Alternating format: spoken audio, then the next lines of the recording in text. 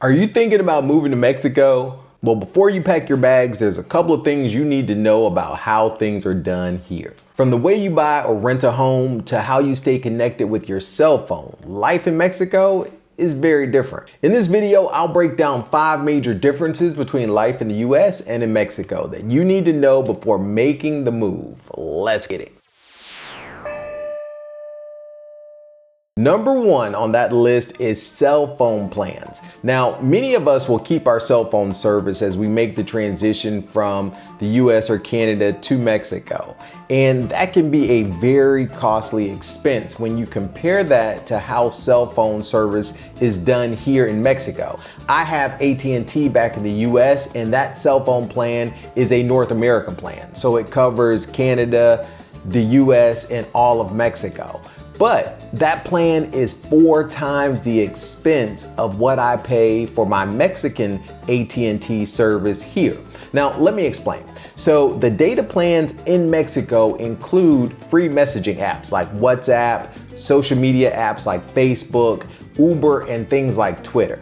And the data plans here also include a certain number of gigabytes per month. I think I have like 6 gigabytes per month or 10 gigabytes per month, something in that area. For text, calling, and things of that nature in North America, it's the same as my US plan. However, the biggest difference in the US cell phone plans versus that of Mexico, in Mexico, I pay about $290 for my plan per year. In the US, I pay over $1,200 for my plan per year. So as you can see, I bought a 2-year plan here in Mexico for $580, and in the US, that same plan cost me over $2,400. As you can see, there's a huge difference with equal service from the same companies. Number 2 on my list is mail delivery. You know, the US Postal Service, while it has its problems, is probably one of the best. Many homes in Mexico, to my surprise when I first got here, don't even have a mailbox or a buzón. I have a mailbox here. It's just a little slit that's in my wall that you can put mail. But one of the things that happens here is every company that sends you a bill is responsible for delivering that bill. So your electric bill, your internet bill, and your water bill are the 3 bills that I receive here at my home. Each company is responsible for delivering those bills. And what they normally do is simply roll up the bill and stick it in your fence or stick it underneath your door. Now, there is a mail service in Mexico. In Merida, I've seen the mailman a few times a year on a motorcycle, but I'm talking about 3 or 4 times a year I've seen the mailman, not actually in my neighborhood, just in different parts of the city. Now, one of the things I will tell you is that if you receive mail, so I've actually received mail from China through the Mexican Postal Service. I don't know when this man said he delivered. He never, put anything in my box, but they said they delivered and they only tried it once. And then I had to go pick it up at one of the local postal centers. So there are local postal centers throughout towns and different areas. Depending on where your address is where that package or mail will be delivered. I always advise my friends and family back home, don't try to mail me anything because it's probably not gonna get here in a timely manner. So the best option you have if you need to send things back and forth between the US or Canada is to use FedEx or DHL.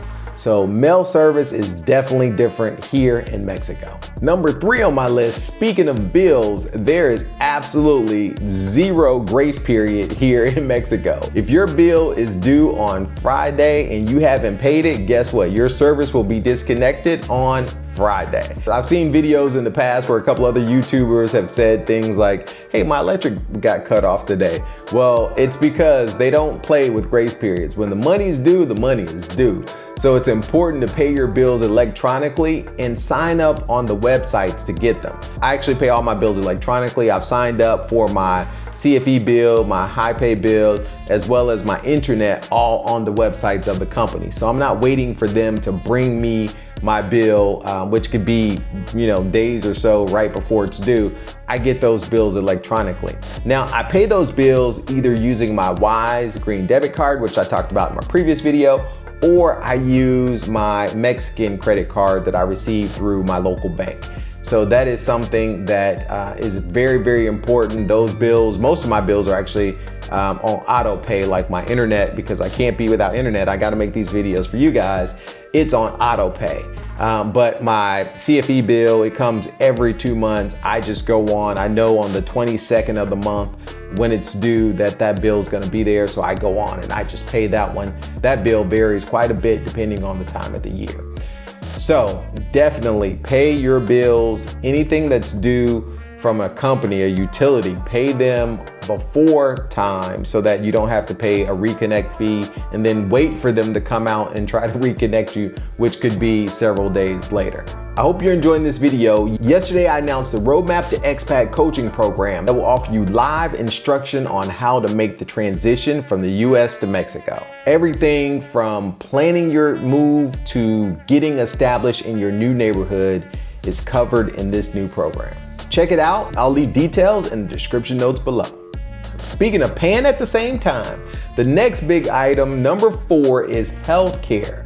There's a huge difference between healthcare in the US and Mexico. Now, I will say, for many years, we talk about the US as having one of the best healthcare systems. It is broken, and until you experience true healthcare, you don't understand. I get the best healthcare I've ever received here in Mexico. But there's a difference between public healthcare and private healthcare services. Those that can afford private healthcare typically choose to go to a private healthcare services. Many of the public hospitals are stretched super thin and they don't even have resources, and the waits are super long. So they may not have supplies, they may not have rooms, things that you need for critical care. Many people that can afford it will not use the government healthcare system here. They will actually go to a private facility. Now, the best care is obviously provided at those private facilities, but it's a pay-as-you-go system. So when you show up to the hospital, if you don't have Mexican healthcare insurance, they're gonna wanna know how are you paying for this service? And they want their money right up front. So before you receive services, you're gonna pay. They're not gonna bill you like they will in the US, where you can show up at a hospital, get treated in an emergency room, and then get this huge bill at the end that's inflated because of all these crazy charges. They're not gonna do that here. They're gonna charge you a price and it's gonna be upfront, so you know what you're paying. But if you have a situation where you have a medical emergency here in Mexico, like a heart attack, or you require surgery, or you're in an accident, even if you're here as a tourist, you could rack up a huge bill. There's a story just last week of 2 college students in Cancun that say they were drugged at a pool bar. And one of them actually had to have serious medical care, ended up in the hospital, and she accrued over $60,000 in medical expenses. Luckily, her mom was able to get involved and get her medevaced back to the States. I think she went to Texas. But I definitely recommend that if you're traveling to Mexico, even as a tourist, that you have good travel insurance or a credit card with a significant limit. They're gonna want payment up front before they treat you. Now, they may stabilize you, but if you need any additional services, they're gonna want payment. So definitely make sure you're protected when you visit Mexico, as well as if you're planning to live here or move here, that you inquire about getting health insurance. All right, number 5, rounding the corner. The next thing that is very different in Mexico than in the US is the real estate system. Now, I saved this one for last because this is an area that I see people get in trouble all the time. The real estate system here is very, very, very different. It's completely unregulated. So there's no concept of brokers, or there are real estate agents, but anybody can pretend to be a real estate agent or say that they're a real estate agent. Do you want to go see a house? Well, guess what? I can go show you that house today. That's kind of how it works here in Mexico. There are no licensing boards to be a realtor or a broker or anything. Now, here's where that becomes a problem. Anybody can represent a property. Anybody can tell you that they're in the real estate business. And most transactions here are cash based. So if you want to buy a house as a foreigner here in Mexico, it requires you to bring a bag of money or to transfer a bag of money to buy that property, because your US credit rating rarely helps you with buying or purchasing a home here in Mexico. Most homes here in Mexico are not financed. Most homes here are owned by the family that are passed down from generation to generation to generation. All right, there are mortgages here once you have Mexican credit, but your US credit doesn't help you in Mexico. You have to reestablish your credit history in order to be able to qualify for those mortgages. And the rates are much higher than they are in the US. What a lot of people will do is to take money out of property that they have back in the US with a home equity line or what have you, and then purchase property here in Mexico. Now, there are a few companies that will finance you for housing based on your US credit, but the criteria is really small and it's not the norm. Most homes are purchased outright by the owner, so that means you're spending a lot of cash. If something goes wrong with that transaction, anything could go wrong, right? The process of getting your money back could take 10, 20 years because the legal system is the other side of the coin, right? It's very difficult to sue someone in Mexico. Mexico is kind of a protect yourself at all times environment when it comes to the legal system, when it comes to giving away money or giving out money. It is a protect yourself at all times. So when buying a home, you have to be super careful before parting with any amount of money on pre-built projects, which are a bad idea in most cases, because you never know if those projects are going to get completely developed or not.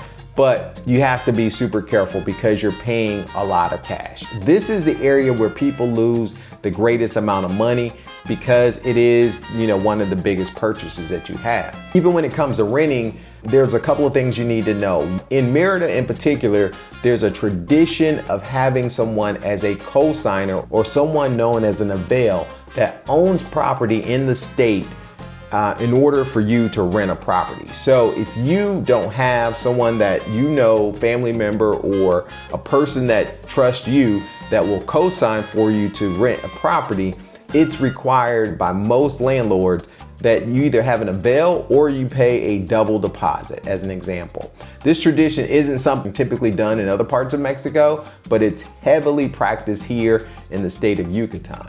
And I did an inquiry recently from a couple Mexican friends that I have to see if this is something that is just for us foreigners, or is it something that a Yucatecan, as an example, would be required to do? And it's also required for them as well, according to the folks that I contacted. Now, in Merida, when you rent a place, it can be required to pay up to 3 times the rent in deposits. The first will be the first month's rent, a security deposit for maintaining the property, and the third would be that avail fee that we talked about. Also must pay the contract fees, and some landlords will even try to charge you the same amount as the rent for a contract fee. Do not pay an equal amount for the rent. Unless your rent is under 10,000 pesos, your contract fee should not be anywhere near that. You're paying for the contract that's written up, the lease agreement, basically. You're paying for the lease agreement that protects the landlord. So you should be able to negotiate the contract fee and negotiate where that contract is done. It needs to be done at a notary, but the language in the lease, you can't, you may be able to negotiate some of the language in the lease, but the lease is there to protect the landlord and their property. But it should not cost you more than 5,000 to 7,000 pesos to have a contract drawn up by a notary. That's another difference. That's kind of a bonus. A notary here in Mexico is an attorney that is appointed by the state. So they're an attorney that has the ability to do real estate transactions and to certify contracts, notarize those contracts so that they're fully legal in the system. So the legal system and the real estate system in Mexico kind of go hand in hand.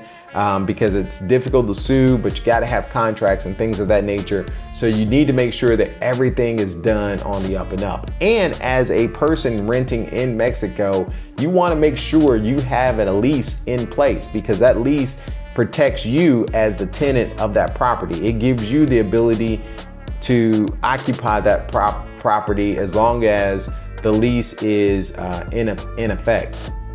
In addition, the lease is generally separate from the rent payments or the promissory notes.